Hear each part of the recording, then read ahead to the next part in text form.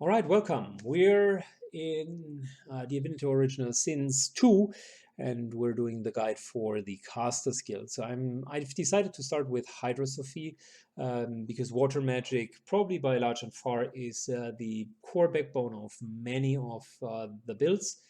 Number one that you should be aware of for all of the caster abilities, and I will say that at the beginning of each of the caster videos, it is worthwhile to think about whether or not your build only wants to dip into the caster abilities. Many of the strong utility abilities of the caster will scale with your level more so than with your damaging ability. That first and foremost holds true for Hydrosophist, but also for Geomancy.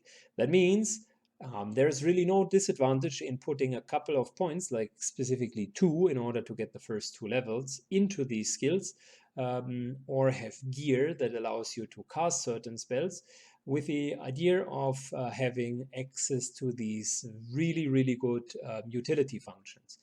What I need to point out is, I already mentioned, damage is king, because damage will let you take out enemies.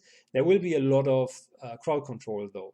And Hydrosophist is the #1 school to make sure that any form of magical crowd control is diminished. So let's go through the abilities and take a look for a second. Before we go in each of the abilities though, Hydrosophist has an interesting passive. It allows you to heal a little bit stronger, and it allows you to deal a little bit more damage, but that's really about it. Unless you're playing a Hydrosophist, a specific Hydrosophist character that is going all the way and wants to deal water and ice-based damage, then you'd put in 10 points and probably complement it with Scundrel as a second ability to maximize the crit, or with Huntsman as a second ability to just increase the damage further.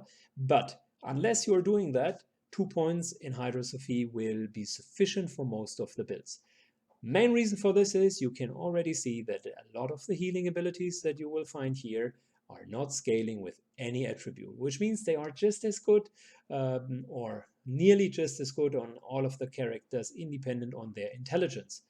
Of course, they will be influenced by the points of Hydrosophist that you do have, but it's less than you would think.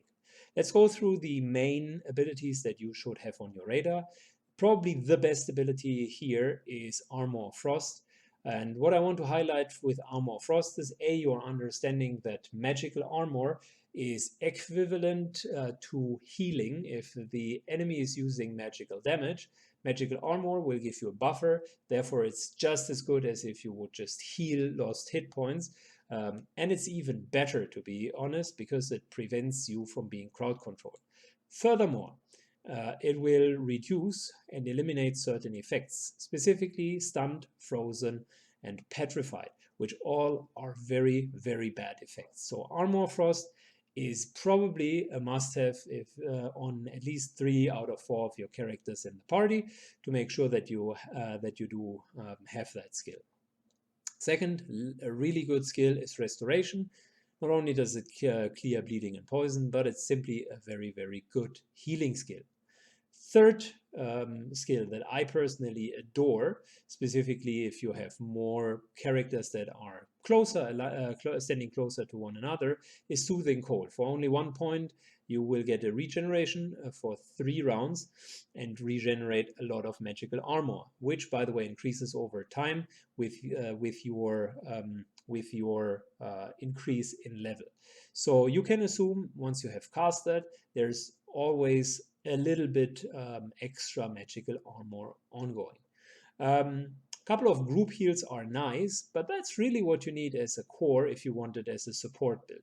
If you want to go the extra mile, keep in mind, if you play a water caster, before you go into any of the encounters, little pro tip, cast Rain under yourself, wait for the cooldown to expire, and then use it in combat, because with elemental adaptation that I talked about earlier, your whole spells will cost 1 action point less, which is quite significant if you play a water-based character. Hailstrike is a good ability. Winterblast is an excellent ability. Ice Fan is also a good ability.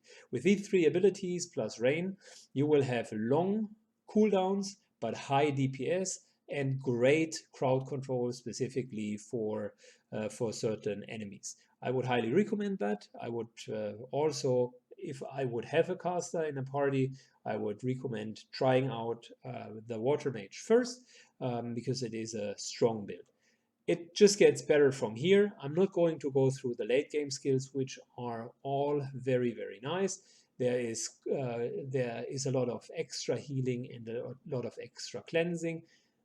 For me, it's important to set the tone for the core skills that are relevant for you and to provide you with a starting guidance. We're now going to the next supporting skill, which is going to be Geomancy.